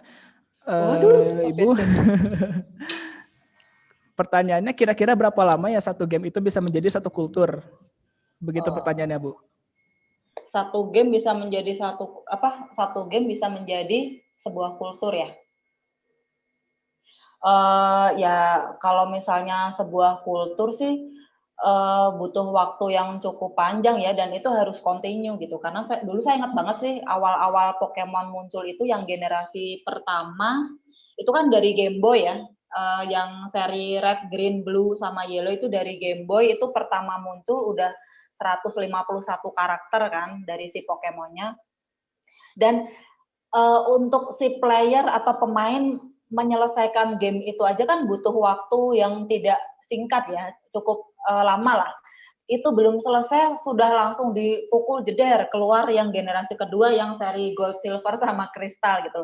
Jadi kayak yang kalau saya pribadi sih merasakan bahwa untuk menjadi sebuah kultur itu harus continue. Jadi ini belum beres udah keluar baru, ini lagi dimainin udah ada yang ada baru lagi, ini belum beres udah ada yang versi lagi. Jadi si player itu sampai nggak punya waktu buat aduh ini saya belum beres ini nih, ya udah saya nyoba lagi game yang ini. Jadi yang sebelumnya dimainkan belum tamat ditinggalin dulu, dia nyoba game yang baru lainnya dimainkan juga belum tamat, nyoba lagi yang lainnya, begitu terus gitu loh. Jadi menurut saya strategi Pokemon itu di awal-awal itu sangat gencar sih. Jadi dia benar-benar apa ya, mengeluarkan seri-serinya itu dalam waktu yang tidak terlalu lama gitu loh. Jadi si player itu tidak diberi kesempatan untuk menamatkan gamenya terlebih dahulu, dan akhirnya ya masih anget-anget kan ya, masih apa namanya, apa istilahnya, terbrainwash mungkin ya oleh karakter tertentu, ya akhirnya menjadi sebuah kebiasaan dan akhirnya jadi kebudayaan sih kalau menurut saya gitu. Jadi harus intens untuk menjadi sebuah kultur, tidak bisa apa ya, dijeda atau loss, ada gap beberapa waktu tertentu nanti mulai lagi itu susah lagi. Jadi emang harus continue terus gitu. Sudah cukup Pak Peter? Jadi intinya tuh kayak ini ya Bu, kayak diupdate terus gitu. Betul. Jadi kalau misalnya gamenya nggak update kan kita juga mau main juga kok udah sih, udah gini doang gitu. Jadi kita akan punya waktu untuk berpikir kita pindah ke game lain gitu loh. Beda kalau misalnya gamenya diupdate terus kan, kita untuk nyelesain itu aja kan masih harus fokus kan, ditambah nanti update game baru, aduh ini belum beres ada itu. Jadi kita tuh kayak udah dipaksa untuk apa ya, kayak pakai kacamata kuda gitu. Jadi kita akan fokus ke itu terus, nggak akan sempat lihat-lihat atau mencoba yang lain gitu. Gitu sih kalau menurut saya. Oke. Ada pertanyaan lagi Bu dari Bu Elizabeth Wianto. Bu Isma mau tanya dong, kalau Meowth itu berevolusi tidak ya? Apa? Kalau Meowth itu berevolusi tidak ya? Meowth. Kayak ada kan jadi Persian, itu yang nyebelin yang tadi saya bilang. Jadi dia itu kucing tapi licik gitu loh. Mungkin Bu Ebet memang suka yang licik-licik ya. Jadi Meowth itu evolusinya jadi Persian. Kalau yang di generasi ketujuh yang Sun Moon atau Ultra Sun, Ultra Moon itu evolusi dari si Meowth-nya itu ada Persian versi Alola, itu mukanya itu nggak beda jauh seperti Meowth yang awalnya, kan mukanya masih bulat ya, jadi pas dia berevolusi jadi yang Persian Alola masih mempertahankan bentuk muka dari si Meowth-nya gitu loh. Sedangkan yang di generasi sebelumnya, yang sebelum Sun Moon Ultra itu evolusi dari si Meowth-nya benar-benar berubah total. Jadi seperti apa ya, kalau menurut saya malah menyerupai kayak macan ya. Gitu. Kalau yang Persian yang di generasi ketujuh itu benar-benar kelihatan banget bahwa dia evolusi dari si Meowth gitu. Gitu Bu Ebet. Oke. Coba kalau dilihat emang mukanya kayak muka-muka licik banget sih Bu. Itu menyebalkan sih. Berikutnya ada pertanyaan lagi Bu dari Cecilia Angelica. Mau tanya, ada tipsnya nggak nih Bu kalau misalnya kurang jago storytelling tapi mau bikin karakter dengan image yang kuat dan jelas gitu Bu? Kalau kurang jago storytelling, ya sudah, tinggal merger aja kan. Karena untuk membuat sebuah, apa ya, kalau misalnya ini mau bicara tentang project ya, project game atau project animasi, kita nggak akan bisa jalan sendiri gitu loh. Kita akan butuh tim gitu loh. Karena tiap tim kan punya, apa namanya, kelebihan masing-masing ya. Yang jago, apa namanya, sketch, jago drawing, ya udah dia bagian bikin karakter, yang jago bikin konsep, dia bisa bikin storytelling, yang jago apa ya istilahnya jualan marketing, dia nanti bisa bikin apa ya program-program ketika gamenya mau di launching atau mungkin mau diupdate, dia bisa apa ya namanya berhubungan dengan pihak-pihak yang lain. Jadi menurut saya sih unsur kolaborasi itu tetap penting sih. Jadi walaupun kita serba bisa ya, bisa gambar, bisa bikin storytelling, bisa ini itu, tapi kalau kita nggak kerja tim juga tidak akan optimal sih kalau menurut saya. Karena sebuah apa namanya game yang sukses itu kan di dalamnya ada itu ya, ada banyak anggota tim yang dia memiliki ide dan pemikiran-pemikiran yang bisa menjadi kekuatan dari game itu sendiri gitu. Seperti yang tadi di 2 slide terakhir itu Ken Sugimori itu kan salah satu pengembang dari game Pokemon ya, walaupun si konseptor dari gamenya itu adalah si Satoshi Tajiri, tapi bukan berarti si Satoshi kan dia yang gambar karakter, dia yang bikin storytelling, enggak juga gitu. Jadi di dalamnya itu ada tim-tim itu. Jadi Ken Sugimori itu termasuk salah satu timnya si Satoshi itu juga. Jadi berkolaborasilah kalau menurut saya. Oke, jadi kalau misalnya seandainya kurang jago storytelling masih bisa kerjain bagian lain ya Bu maksudnya? Bener. Jadi jangan semua diambil sendiri daripada nggak maksimal juga kan. Nanti jadinya ngerjainnya kurang maksimal ya. Ada Kalau pertanyaan. bisa orang lain ya kenapa harus kita kan? Nah iya. Ada pertanyaan lagi Bu dari ya, Alisa Sugianto mau bertanya, tapi ini fokus ke gamenya. Kenapa kreator Pokemon menciptakan shiny Pokemon? Kenapa warnanya harus dibedakan? Dan apakah ada makna di balik semua itu? Terima kasih Bu. Ya kalau menurut saya sih apa ya, shiny Pokemon itu ibaratnya kayak bonus kali ya. Jadi kayak misalnya ya, kalau saya pribadi main Pokemon sih, saya main, anggaplah saya main starter pack-nya dari yang tadi ya, yang apa Charmander misalnya.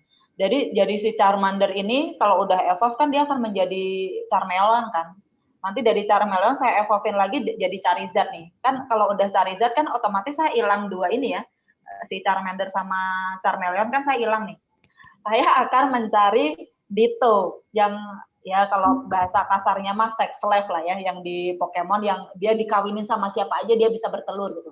Jadi saya akan mengawinkan si Charizard ini sama Ditto supaya saya bisa punya lagi si tadi si siapa namanya Charmander sama Charmeleon itu gitu. Nah menurut saya shiny Pokemon itu ibaratnya kayak misalnya nanti pas waktu hunting gitu ya, saya nemu yang ada ini ya versi yang Charmander yang shiny, saya tangkap karena buat apa ya? Karena selain 3 ini ternyata ada versi yang lain, kenapa enggak gitu loh. Jadi itu kayak bonus aja sih. Jadi kalau misalnya dapat ya oke, kalau nggak dapat juga nggak masalah. Tapi secara karakter sebenarnya ya dia hanya beda versi dari karakter utamanya aja, dari yang shiny apa misalnya shiny Pikachu ya kan udah ada Pikachu aslinya kan gitu. Jadi hanya beda ini aja sih, kayak beda apa ya, bonus lah menurut saya gitu. Oke, lebih ke bonus berarti ya Bu ya. Gitu. Berikutnya ada pertanyaan dari Tarushiva LP, mau tanya Bu, Pokemon sering kali disama-samain sama Digimon atau game-game lainnya yang tema-temanya mirip. Nah, gimana caranya supaya kita bisa melepaskan citra Pokemon itu dari supaya nggak mirip sama yang game-game lainnya gitu Bu?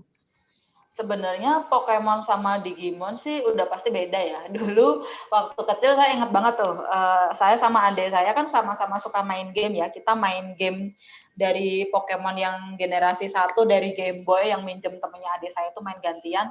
Saya itu senang banget sama Pokemon. Tapi adik saya main Pokemon itu kayak mengisi waktu luang gitu loh. Dia lebih suka main Digimon gitu kan, buat dia Pokemon itu terlalu cewek, apa ya, terlalu feminin. Karena lucu kan, terlalu menampilkan karakter lucu, karakternya warna-warni. Jadi kalau buat adik saya yang cowok itu kayak kurang manly gitu ya, kayak kurang laki gitu. Jadi dia akhirnya lebih memilih memainkan Digimon daripada Pokemon gitu loh. Walaupun sama-sama di dalamnya ada unsur transformasi ya, tapi kalau Digimon saya melihatnya kan Digimon itu kan digital monster ya, berarti memang benar sih judulnya Digimon ya, memang si game dan filmnya kan menceritakan petualangan masuk ke dunia digital kan ya, jadi orangnya masuk ke dalam dunia digital, ketemu monster atau makhluk di dalam digital, dia bisa berevolusi juga. Tapi Digimon itu kan ketika dia berevolusi, dia akan bisa kembali lagi ke bentuk awal. Sedangkan Pokemon kalau memang kita udah niat nih ya, mau mengevolvekan suatu karakter tertentu menjadi karakter evolusi berikutnya, kita nggak akan bisa lagi kembali ke karakter yang sebelumnya. Kecuali tadi yang saya bilang, saya harus cari Ditto dulu buat saya kawinin lagi nih, supaya saya punya karakter ini gitu. Jadi di situ saya bisa menyimpulkan bahwa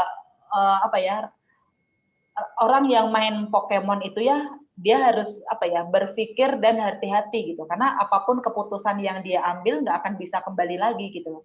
Jadi kita dipaksa untuk bisa mengambil keputusan dan berpikir cepat dalam waktu yang singkat gitu loh. Jadi kan kalau misalnya aduh ini ada gini, evolve jangan, kalau evolve saya hilang ini. Tapi kalau nggak evolve nanti dia nggak naik-naik nih kemampuannya dari si karakternya, kan kita nggak tahu ya si karakter ini akan berubah menjadi apa gitu. Nah, itu satu lagi yang memancing pemain Pokemon itu untuk terus mengevolvekan karakternya adalah unsur curiosity-nya. Jadi penasaran gitu loh. Habis ini dia berubah apa ya?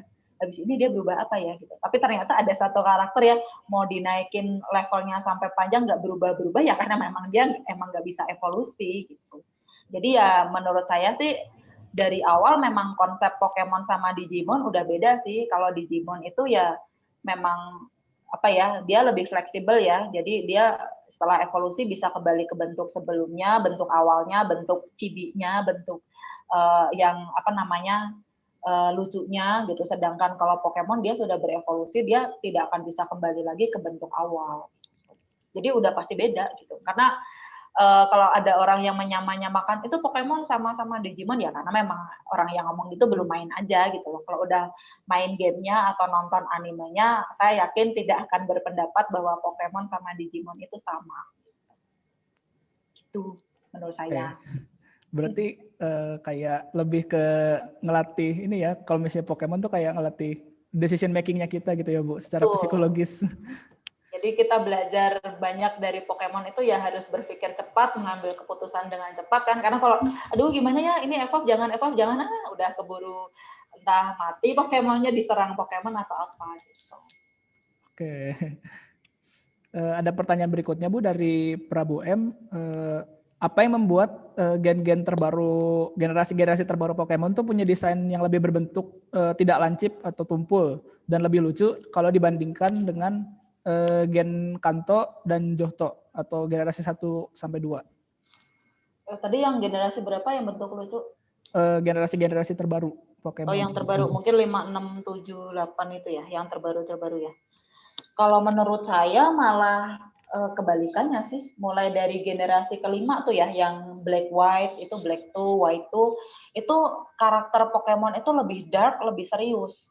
Justru yang karakter-karakter Pokemon yang lucu itu banyak muncul dari generasi 1 sampai generasi keempat kalau menurut saya. Justru yang 5, 6, 7, 8 semakin kesini itu sudah apa ya, jadi bentuknya sudah apa ya, bukan cuteness lagi yang dijual, tapi lebih kayak keserius dan jadi ada kemiripan seperti karakter Digimon sih kalau saya ngelihatnya ya. Jadi udah kayak yang kok ini bentuknya jadi rada panjang, aneh, jadi sudah tidak menyerupai apa ya, metafora atau bentuk-bentuk dari hewan atau apa ya, seperti yang ditampilkan Pokemon sebelumnya tentang alam dan lain-lain dari orang Jepangnya itu sendiri. Jadi sudah semakin terpengaruh oleh itu. Jadi apa ya, globalisasi aja dari pengaruh mungkin Amerika, pengaruh dari mana semuanya masuk akhirnya menjadi karakter Pokemon yang baru-baru sih.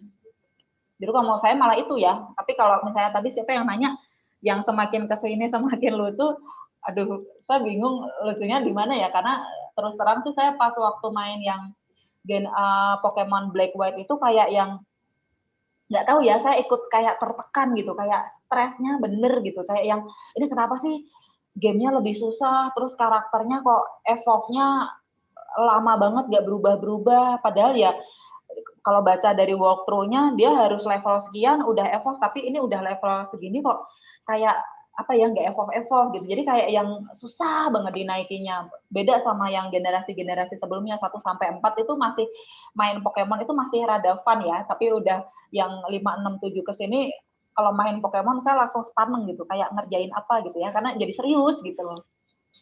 Menurut saya sih gitu ya. Ya mungkin pendapat orang beda-beda sih ya, tapi kalau menurut saya sih malah kebalikannya sih.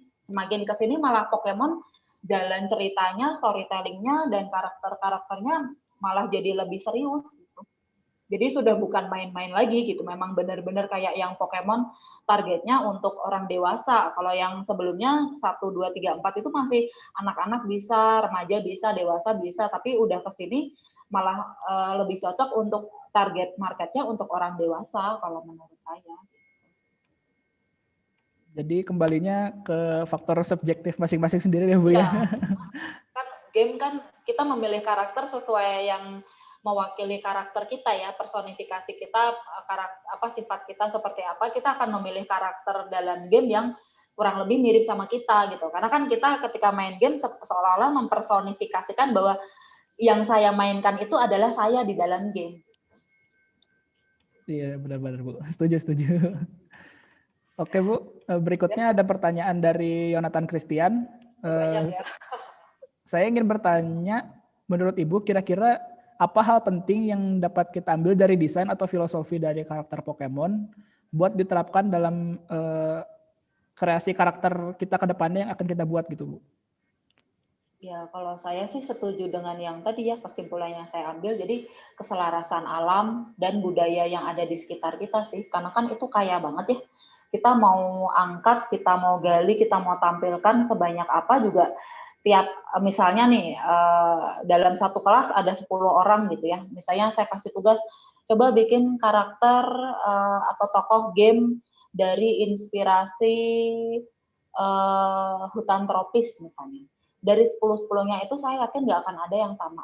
Karena tiap anak kan punya apa ya, punya persepsi, punya pemikiran masing-masing ya tentang hutan tropis itu kayak apa ya, terus di dalam hutan tropis itu ada apa, terus apa ya, suasana yang ditampilkan hutan tropis itu bagaimana, apakah menyeramkan, apakah teduh, apakah apa ya, menenangkan. Nah itu kan tiap orang punya persepsi masing-masing ya, yang tadi dibilang sama si Ken Sugimori itu betul gitu loh. Jadi perspektif tiap orang itu akan membawa kekayaan dalam menciptakan karakter yang beragam, walaupun dengan tema yang sama, tapi setiap orang pasti punya persepsi dan perspektif yang berbeda.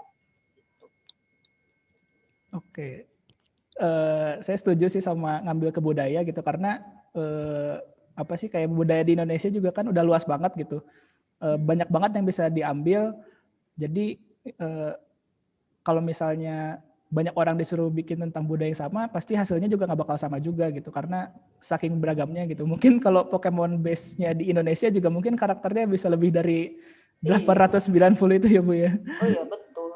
Bakal lebih banyak lagi kan, kita dari Sumatera sampai Papua kan ada berapa suku, ada berapa kebudayaan, itu udah pasti lebih dari 890 gitu. Jepang kan nggak beda jauh seperti pulau apa ya, mungkin Pulau Jawa plus pulau apa kan. Nah kita aja dari ujung ke ujung udah kayak seperti itu, bakal menghasilkan karakter yang lebih dari 890 itu sih, saya yakinnya begitu. Karena kan kita secara budaya lebih kaya, secara kultur namanya alamnya juga lebih kaya ya, maksudnya ada laut, ada pegunungan, ada kalau di Nusa Tenggara kan ada kayak savana ya, ada padang ilalang segala macam, itu mungkin bisa jadi referensi juga sih. Dari alam kita sudah sangat banyak dan kaya sekali. Iya betul. Oke Bu, ini ke pertanyaan terakhir. Kenapa Bu mau izin bertanya, kenapa Pokemon Go nggak se-hype dulu pas pertama kali rilis? Pokemon Go ya. Pokemon Go terus terang saya nggak main sih, karena menurut saya apa sih, maksudnya nangkep Pokemon terus apa gitu loh. Ya mungkin faktor ini ya, jadi kita itu kan kecenderungan suka sesuatu yang lagi hype ya, lagi happening, lagi viral. Dulu kan Pokemon Go awal-awal ini ada Pokemon ini langka di sini terus kita ikut main kan, tapi lama-lama kan udah nangkap semua, ya udah terus ngapain gitu loh. Misalnya mau diadu, mau berantem, ya udah gitu. Jadi tantangannya itu kurang, ya itu tadi ya, mungkin karena faktor storytelling-nya tidak ada kalau menurut saya sih. Jadi storytelling di Pokemon Go itu lemah, tidak sekuat storytelling yang di game Pokemon series yang lain. Karena kan memang Pokemon Go kan menjual ini ya, sensasi kita untuk menjadi trainer Pokemon beneran kan di dalam game Pokemon series kan trainer kan nangkepin Pokemon di mana-mana tuh. Nah, Pokemon Go itu menjual itu gitu loh. Jadi dia ingin mengajak bahwa ini loh, kalau kamu ingin menjadi seorang trainer Pokemon yang sebenarnya, main game ini Pokemon Go gitu. Jadi kamu bisa merasakan nangkap Pokemon tuh kayak gimana, susahnya, gampang atau enggak, Pokemonnya ada di mana aja, maksudnya dia ngumpet di mana atau mungkin gampang terang-terangan nyamperin. Nah, Pokemon Go kalau saya amati itu sih, jadi dari segi storytelling dia lemah, jadi hanya menjual itu ya tadi yang simulasi dan image dari si pemain untuk merasakan bahwa oh iya saya beneran kayak nangkep Pokemon gitu. Padahal kan kenyataannya enggak seperti itu juga gitu. Jadi ya itu tadi, storytelling itu menentukan kenapa sekarang Pokemon Go tidak se-booming sebelumnya, ya karena memang ya udah dari Pokemon Go mau diapain lagi gitu loh, kecuali ada storytelling baru gitu ya, misalnya dari Pokemon Go nanti si Pokemon yang kita tangkap ini kalau misalnya dilepas, nanti dia bisa disuruh ngapain, bisa di di treatment seperti hewan peliharaan kita atau apa, mungkin ya bisa jadi booming lagi sih, karena seolah-olah kita seperti kayak punya teman atau hewan peliharaan virtual kan, yang bisa kita ajak main, berinteraksi kapanpun kita mau dan di mana saja gitu. Oh iya betul. Karena kalau menurut saya juga Pokemon Go kayak lebih menjual sensasi augmented reality-nya doang sih. Betul. Oke Bu, itu sudah pertanyaan terakhir. Berarti berakhir sudah sesi tanya jawab kita pada sesi webinar pada hari ini. Terima kasih juga teman-teman buat semua pertanyaannya, dan terima kasih juga Bu Isma buat pemaparan materinya, dan semoga materi yang disampaikan juga dapat berguna buat kita semua ya. Terima kasih juga Bu udah menyempatkan waktunya buat mengisi Sama-sama di sesi webinar di Combination 3 ini ya Bu. Ya, jangan kapok ya. Nanti kalau saya ada riset game baru lagi, nanti ya siapa tahu bisa jadi pembicara lagi lah. Saya belum meneliti game-game lagi, masih berkutat di Pokemon, nggak tamat-tamat. Siap Bu, nanti kalau misalnya sudah ada lagi kita undang ya Bu. Ya, Oke teman-teman, berakhir sudah sesi webinar di balik kesuksesan transformasi karakter Pokemon. Dan sekali lagi aku mau ngingetin nih buat teman-teman, jangan lupa buat cek pameran virtual kita di @combination.pkm di Instagram dan juga di Artsteps-nya. Dan teman-teman sebelum acara berakhir, diharapkan teman-teman boleh mengisi link presensi dan link evaluasi yang tertera di kolom chat dan yang tertera di layar teman-teman juga. Dengan mengisi link ini juga kita bisa konfirmasi kehadiran teman-teman supaya teman-teman juga bisa mendapatkan e-certificate. Kami tunggu isinya teman-teman, kita kasih waktu sekitar 5 menit untuk teman-teman bisa ngisi link presensi dan evaluasinya.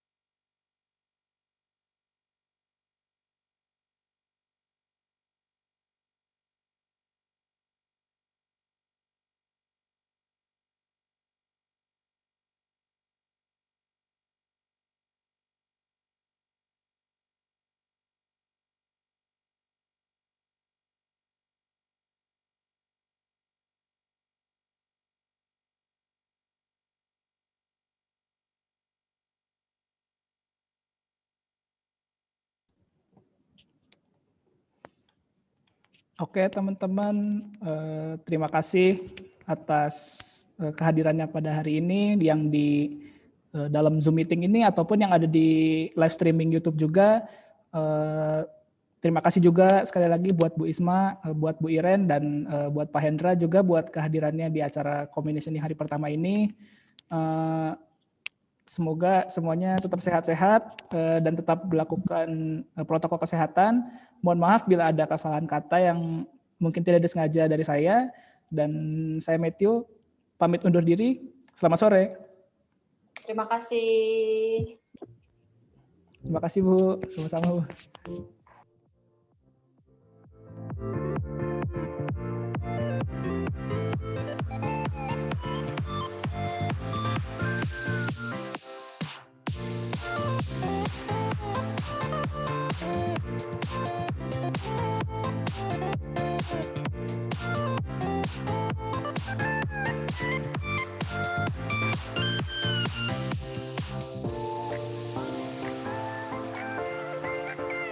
Oh iya teman-teman, maaf kelupaan nih.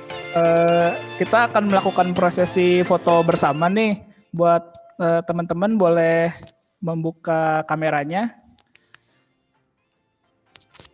Sambil menunggu teman-teman buka kamera, boleh dirapihin dulu bajunya atau rapihin rambut dulu gitu, karena kita akan melakukan sesi foto bareng ya teman-teman.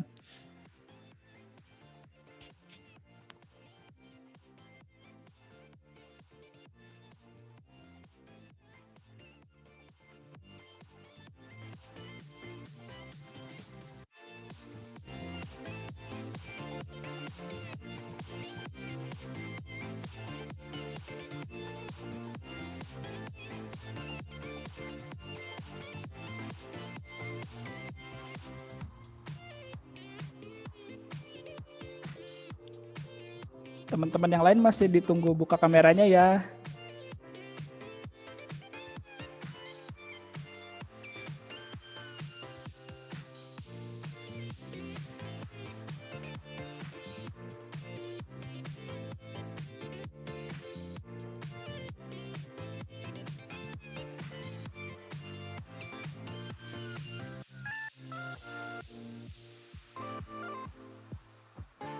Oke teman-teman, kita mau mulai sesi foto bersamanya ya. Siapkan gaya terbaiknya. Saya akan hitung 1 sampai 3 ya. Siap semuanya. 1, 2, 3. Sekali lagi. 1, 2, 3. Oke, thank you semua teman-teman. Sampai jumpa di sesi besok. Sampai jumpa dan selamat sore.